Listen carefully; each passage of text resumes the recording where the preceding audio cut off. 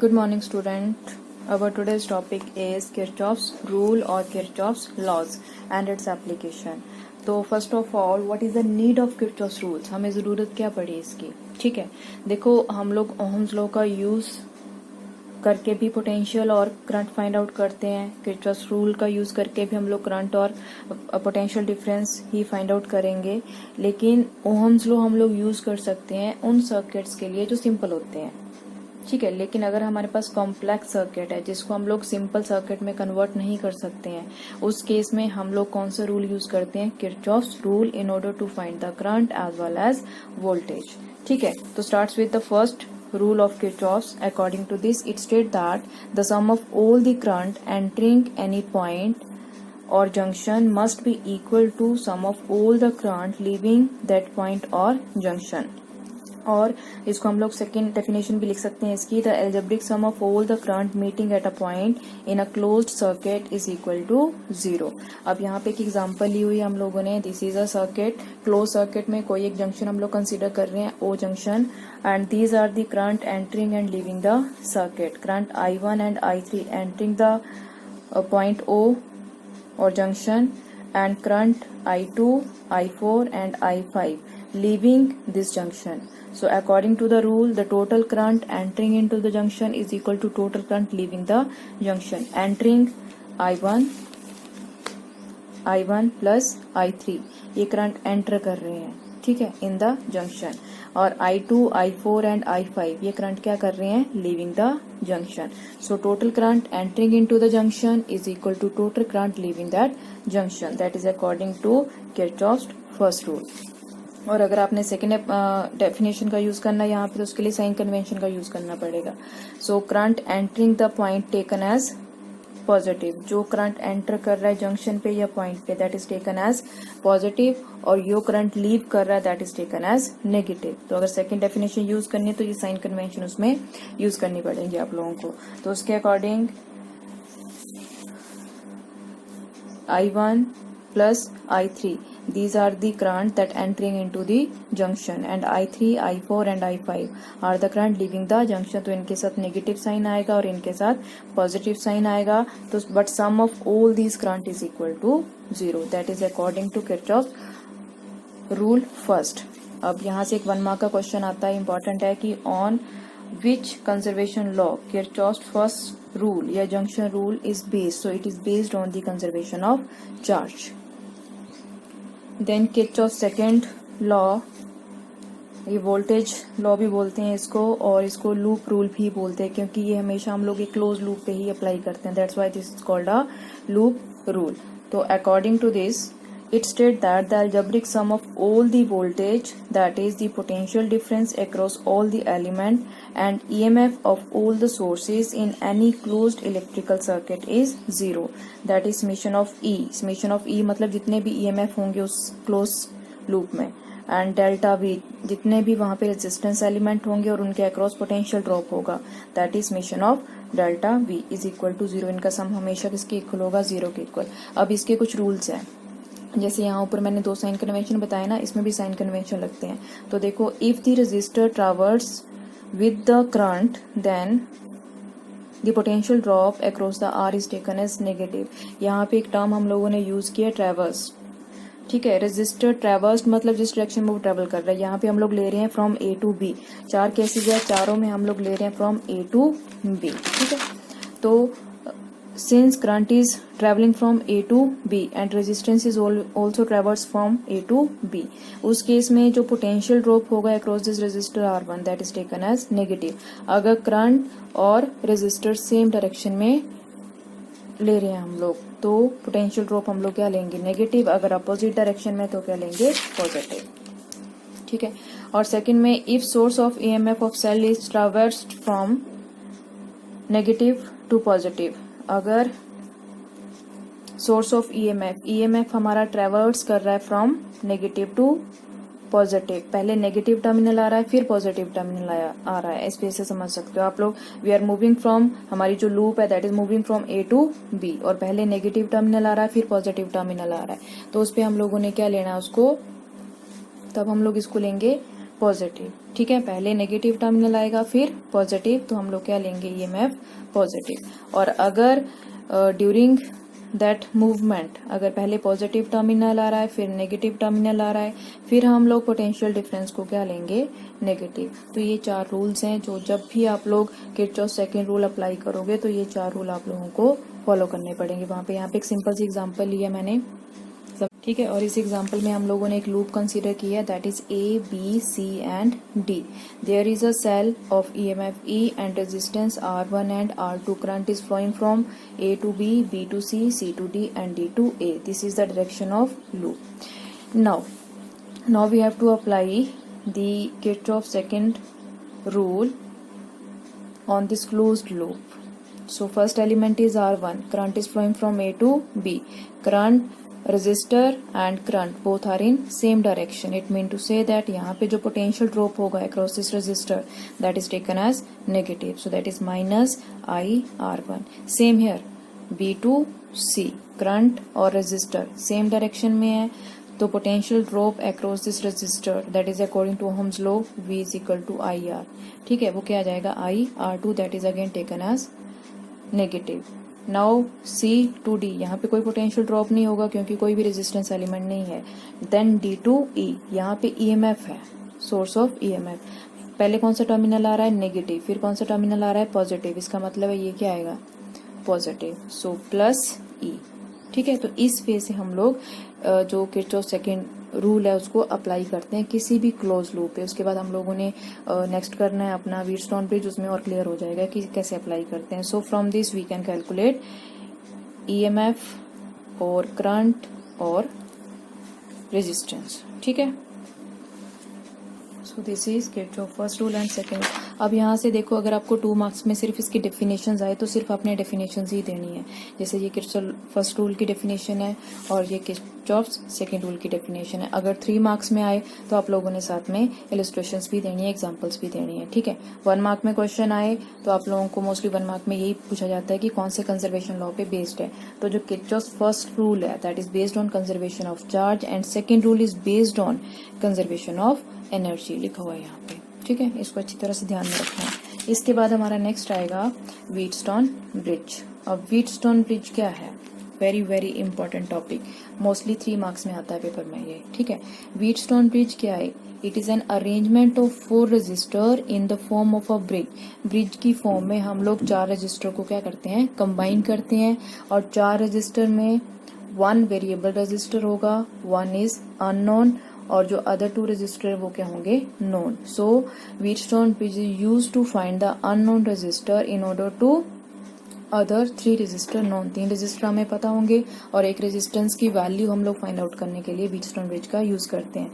Construction देखो, construction it consist of 4 register P, Q, R, S which are connected in the form of bridge as shown in this figure, and a source of EMF is connected between 2 points that is A and C। A और C के बीच में हम लोगों ने एक source of EMF लगा रखी है, and B और D पॉइंट के बीच हम लोगों ने एक गैल्वेनोमीटर लगा रखा है that measures the value of current along with the switch।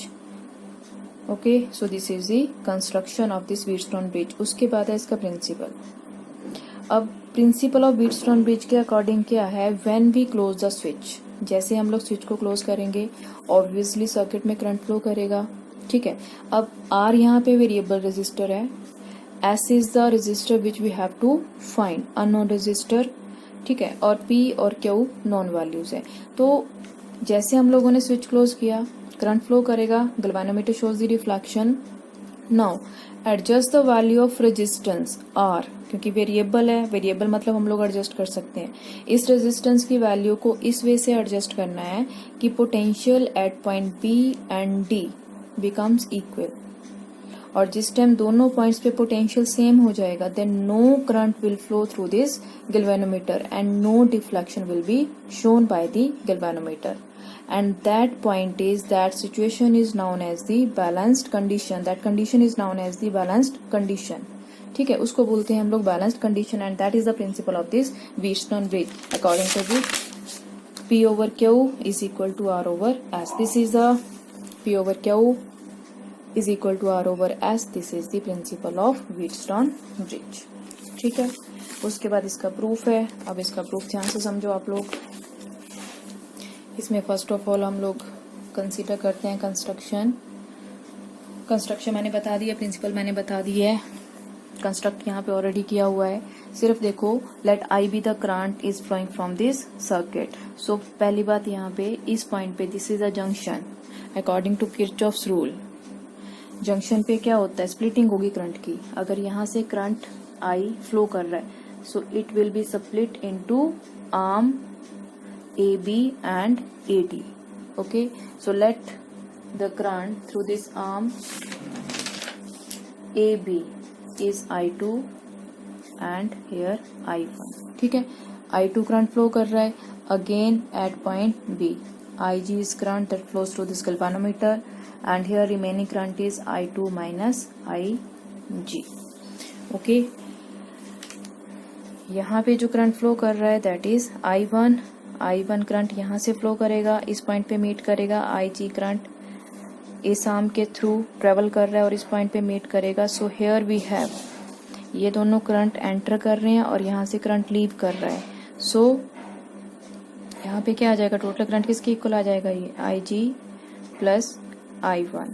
ठीक है, और इसके बाद आर्म BC में जो करंट फ्लो कर रहा है, आर्म DC में जो करंट फ्लो कर रहा है, वो दोनों इस पॉइंट पे क्या हो जाएंगे, enter and this current is leaving. यहाँ से ये दोनों करंट एंटर कर रहे हैं और ये लीव कर रहे हैं। इसका मतलब ये करंट किसके इक्वल आएगा, I2 minus IG plus IG plus I1। ठीक है, so this is the distribution of current from the Kirchhoff's first rule. Now we have to apply the Kirchhoff's second rule. तो सेकेंड रूल के according हमारे पास क्या है, अब देखो यहाँ पे 2 लूप्स हम लोगों ने कंसीडर करनी है। This is first and this is second, A B D A, A B D A। ठीक है, closed loop A B D A, इस पे अप्लाई करेंगे किरचॉफ सेकेंड रूल। तो उसके अकॉर्डिंग देखो A to B ट्रेवल कर रहे हैं, पोटेंशियल ड्रॉप होगा across this resistor P, so that will be equal to B I1। Same direction में तो नेगेटिव साइन आएगा। उसके बाद B to D, जैसे आपने यहाँ पे नेम लिखा है ना लूप का, उसी के अकॉर्डिंग ट्रेवल करना है। ठीक है, A to B, B to D, D to A। So next one B to D, यहाँ पे गल्वानोमीटर है। सपोज करो गल्वानोमीटर का रेजिस्टेंस क्या है, G। करंट कितना फ्लो कर रहा है इसमें, IG, और दोनों सेम डायरेक्शन में। इसका मतलब इनके साथ भी साइन कौन सा आएगा, negative, IG into G। Then D to A, resistance क्या है R। करंट कितना फ्लो कर रहा है I1, तो पोटेंशियल ड्रॉप क्या आएगा, I1 R, but positive sign आएगा या negative. Now the current is in opposite direction, we are travelling from D to A, current is from A to D, तो इस केस में पोटेंशियल ड्रॉप क्या आएगा, positive. So plus I1 R is equal to 0, क्योंकि यहाँ पे कोई भी सोर्स ऑफ EMF नहीं लगा हुआ इस लूप में। So is equal to 0। Let this is equation number 1। Now for the loop, closed loop BCDB। अब इस पे अप्लाई करो। B to D, पहली बात सेम डायरेक्शन में है, नेगेटिव आएगा। So minus I2 minus IG into Q। ठीक है, potential drop across this resistor Q। उसके बाद C to D, opposite direction में है तो पॉजिटिव आएगा, IG plus I1 into S potential drop हम लोग कैलकुलेट कर रहे हैं यहाँ पे according to Ohm's law, V equal to क्या होता है, IR, उसके अकॉर्डिंग यहाँ पे हम लोग कैलकुलेट कर रहे हैं। ठीक है, तो उसके बाद लास्ट में B to D to B, then mine plus, क्योंकि अपोजिट डायरेक्शन में ये भी current B to D flow कर रहा है, we are travelling from D to B। So IG into G is equal to 0। This is equation number 2। After that when Wheatstone bridge is balanced, तो I जी की value क्या होती है 0, क्योंकि galvanometer shows no deflection, कोई भी current flow नहीं करता, पोटेंशियल भी और डी पॉइंट पे सेम हो जाता है, तो I G is equal to 0, I G is equal to 0, then from equation number 1 minus P I one, ये 0 हो जाएगी term second, plus I one R is equal to 0 और I one P is equal to minus I one, sorry यहाँ पे I2 है हमारे पास, ठीक है, this is I2, so minus minus cancel out हो जाएगा, यहाँ पे I2 over I1 is equal to क्या आएगा R ओवर P, और you can write it I1 over IP is equal to P over R, let this is equation number 3, ठीक है। Now same from equation number 2, equation number 2 में क्या है आपके पास, आई जी तो 0 हो जाएगा, जो जिस टर्म में भी आई जी वैल्यू है वो 0 हो जाएगी, तो फर्स्ट टर्म से हमारे पास क्या रह जाएगा minus I2 Q, second term से हमारे पास क्या रह जाएगा I1 S, थर्ड टर्म भी 0 हो जाएगी, that is equal to 0, so minus I2 Q is equal to minus I1 S, minus cancel out हो जाएगा, again I2 over I1 is equal to S over Q, और I2 over I1 is equal to Q over S, equation number 4। Now compare equation number 3 and equation number 4. Left hand side दोनों का same है, right hand side equate कर सकते हैं, so from equation 3 and 4 क्या आ जाएगा आपके पास, P over R is equal to Q over S, और P over Q is equal to R over S, that is S is equal to Q over P into R। So this is the required relation, क्योंकि हमने principle prove करना था, तो P over Q is equal to R over S, this is the required expression, and from this we can calculate the value of S, this is the Wheatstone bridge, and this is very very very important, 3 marks में आएगा जब भी आएगा exam में, और mostly आता है exam में।